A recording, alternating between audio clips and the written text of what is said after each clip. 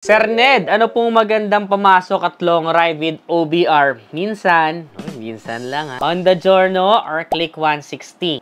Para sa akin, kasi bagong labas si Honda Giorno at parang kukunti pa lang to sa kalsada. Pero ngayon, mukhang dumadami na. Nung mga nakaraan, mahirap maghanap pero kung may mahanap kang Honda Giorno Plus, i-recommend ko din to for the sake of pagiging unique sa kalsada. And also, kung pamasok, ibig sabihin, pang practical na reason, pang araw-araw, mas magiging matipid po sa gasolina itong si Honda Giorno compared kay Honda Click 160. But if you're someone that is looking for speed, dun ka kay Click 160. Or kung gusto mo ng medyo sporty na motorsiklo, mas modern yung design, you go for the Click 160. But if you want something na will never go out of style dahil classic scooter, yung itsura at disenyo, kay Giorno Plus ka naman. So, yun lang yung aking may recommend kasi gustuhan ko rin naman yung upuan nito ni Giorno Plus. So, pwede ka rin mag-angkas dito paminsan-minsan. On the other hand, si Click naman, medyo may kanipisan lang yung upuan niya, pero kaya pa rin naman mag-angkas. Honda Giorno Plus or Honda Click 160, palagay nyo na netizens. May mga insights ba kayo? Comment nyo nga dyan sa baba para matulungan natin to si Carl Yusri na makapag-decide ko ng bibili niya. Diba? Kung sakali man na mapudpud mo, kagaya ng ginawa ko sa Click 160 ko, pinalitan ko yan ng Zeneos tires. Pwede din yung Beast tires. Yan kasi yung nasisigurado ko yung durability at saka yung traction sa kalsada. Hindi ka makangamba kahit na tag-ulan. May iba ba kayong mga katanungan dyan? I-comment nyo naman sa baba. Again, this is Ned Adriano. Always keep it cool, ride safe always.